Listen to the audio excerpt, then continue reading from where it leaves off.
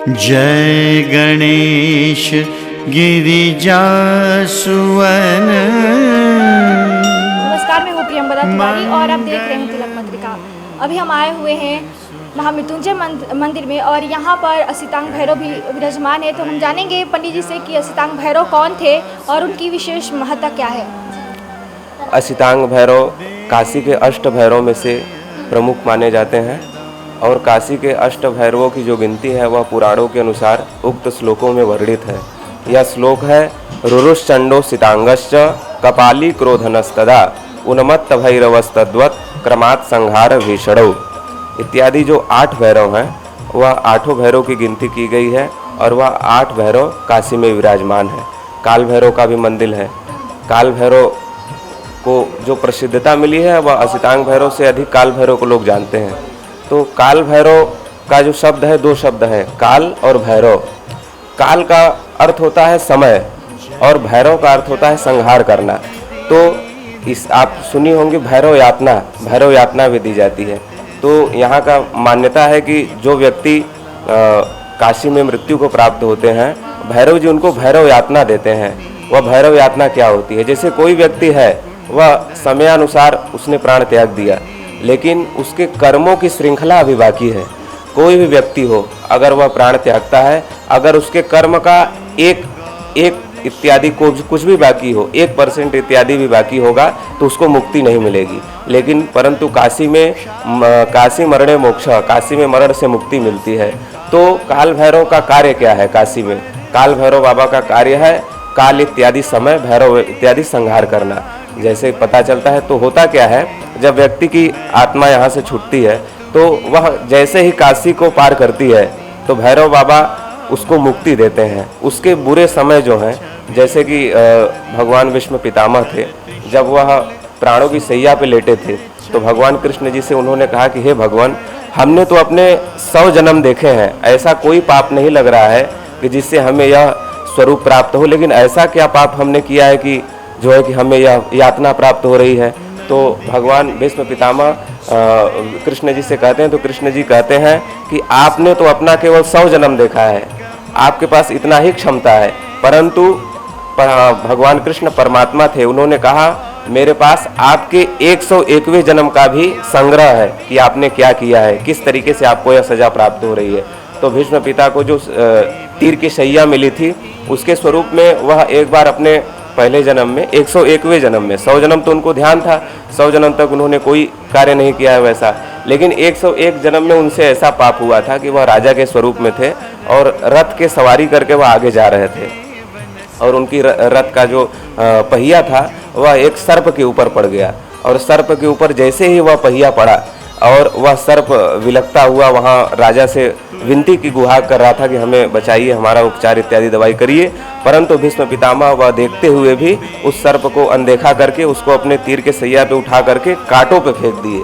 जैसे वह सर्प एक कांटों पे वह विराजमान था, उसी तरीके से भीष्म पिताजी को वह सैया प्रदान हुआ और वह उनको 101वें जन्म का वह प्रारब्ध था जो इस जन्म में वह उन्होंने पूर्ण किया। अब इसका कहानी का सारांश केवल इतना था कि अगर किसी भी व्यक्ति के कर्मों का थोड़ा भी अगर बाकी है तो वह मुक्त नहीं हो सकता। और काशी में मरने को मुक्ति बोलते हैं, तो वह होता कैसे है? भैरव यातना दी जाती है। भैरव यातना से उसके पूर्व अर्जित जो गलत कर्म है, जो वह मुक्ति में बाधित हो रहा है, वह उस मुक्ति को बाधित होने से जो कर्म है भगवान उसको खत्म करते हैं, इत्यादि उसके गलत कर्म को खत्म करते हैं। और जैसे ही उसके जो पुण्य अर्जित है, पुण्य अर्जित तो रहता है, लेकिन जो पाप अर्जित कर्म है, वह पाप अर्जित कर्मों को भगवान काल भैरव संहार करते हैं। वह उनके नाम से ही व्यतीत होता है। जो व्यक्ति जानेगा कि काल इत्यादि समय होता है और भैरव का अर्थ होता है संहार करना, तो भैरव यातना से वह उसके अर्जित कर्मों को खत्म करके और भगवान के धाम मुक्ति को प्राप्त कराते हैं। असितांग भैरव हैं, उनके दर्शन पूजन से विशेष लाभ क्या होते हैं? देखिए, असितांग भैरव से दर्शन पूजन करने से भगवान को कहा गया है कल्प वृक्ष प्रसूतः।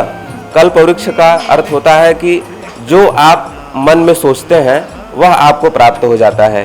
कोई भी भगवान हो, सब भगवान का एक प्रमुख स्थान है। जैसे कि भगवान का दर्शन करने से ये प्राप्त होता है, भगवान का दर्शन करने से मन को शांति मिलती है और जो भी बाधाएं, ऊपरी बाधाएं होती हैं वह खत्म होती है। ये तो एक जगह पे अपने आप में सही है, परंतु भगवान को कल्प वृक्ष प्रसूता कहा गया है। भगवान के द्वार पे कोई भी भगवान हो, उनके द्वार पे आप कल्प माने होता है कि कल्प वृक्ष कहा जाता है कि जिसके नीचे सोचने से जो आप सोचते हैं वो आपको प्राप्त हो जाता है। तो भगवान वही कल्प वृक्ष हैं, चाहे असितांग भैरव हो, चाहे भैरवेश्वर महादेव हो, चाहे बृहस्पतिश्वर महादेव हो, चाहे नागेश्वर महादेव हो। तो भगवान को कहा जाता है कि आप मंदिर में पैर रखते हैं, जो आपके मन में विशेष कामना होती है भगवान उसको पूर्ण करते हैं। और यहाँ पे अनेक प्रकार के शिवलिंग हैं। यहाँ पे नागेश्वर भगवान का मंदिर है। नागेश्वर में महादेव में होता क्या है कि जिसकी कुंडली में काल सर्प इत्यादि दोष रहता है, वह उन दोषों को समन करने के लिए भगवान का पूजन पाठ करता है। भगवान का मंदिर कितना प्राचीन है, इनकी स्थापना किसके द्वारा की गई? भगवान देखिए, यह भगवान महामृत्युंजय में कई अति प्राचीन शिवलिंग हैं जो स्वयंभू हैं। स्वयं से उत्पन्न हुए भगवान जी को स्वयंभू कहा जाता है। तो यहाँ का माना जाता है कि भगवान जी भी स्वयंभू ही हैं। जी जी, जो अष्ट भैरव हैं, हमने आपको पहले श्लोक के अनुसार गिनाया, तो वह अष्ट भैरव जो हैं वह किसी के द्वारा स्थापित नहीं किए गए हैं, वह स्वयंभू ही हैं। शिवलिंग है उनके बारे में जानते, उनकी स्ट्रक्चर बहुत अलग है। उनका भगवान के द्वारा यह स्थापित किए गए हैं। जैसे भगवान राम जी जो थे वह शिवलिंग की स्थापना किए, उनका पूजन किए और उनको रामेश्वर नाम दिया गया। जिस तरीके से रामस्य ईश्वरः स रामेश्वरः, उस तरीके से यह भैरवेश्वर महादेव हैं और भगवान भैरव के द्वारा स्थापित किए गए हैं। और इनके ऊपर का जो आपको थोड़ा सा अलग आकृति दिख रही है, वह हस्तकमल का आकृति है भगवान के द्वारा। और भगवान जो है हमेशा पूजा पाठ नित्य किया जाता है यहाँ पे भगवान का, और यह बहुत प्राचीन शिवलिंग है। असितांग भैरव जी का विशेष पूजा कब होता है, कौन से दिन होते हैं? असितांग देखिए, हम लोग के यहाँ साप्ताहिक बांटा गया है, रविवार, सोमवार, मंगलवार। कुछ दिन जो है वह भगवान को प्रभावित करने वाले होते हैं, परंतु पूजा पाठ के लिए कोई दिन नहीं देखा जाता।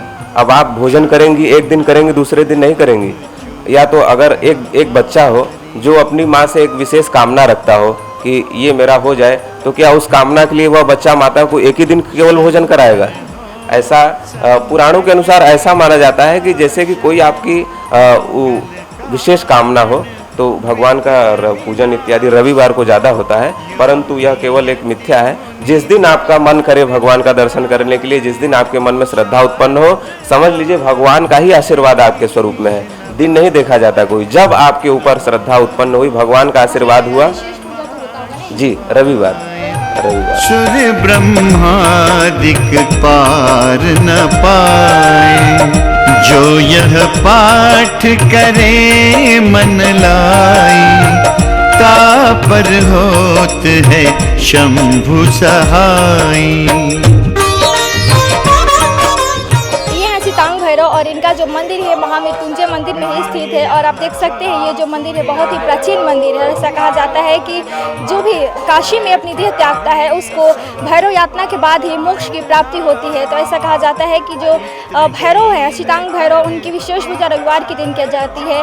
और इस मंदिर में भैरवेश्वर महादेव भी स्थापित किए गए हैं। और ये जो महादेव हैं उनको स्वयं भैरव, असितांग भैरव जी के द्वारा ही स्थापित किया गया है। और इस मंदिर की विशेष मान्यता है। और आप देख सकते हैं ये जो मंदिर है इसका एरिया काफ़ी छोटा होने के बावजूद भी इसका काशी में विशेष महत्व है। ऐसा कहा जाता है कि जो लोग साहित्य से या जो भी पत्रकार पेशे से जुड़े होते हैं उनको असितांग भैरव जी का दर्शन जरूर करना चाहिए। ऐसा करने से उनको अपने कार्यों में सफलता मिलती है। कैमरा पर्सन दीपक गुप्ता के साथ मैं प्रियंवदा तिवारी, देखते रहिए तिलक पत्रिका।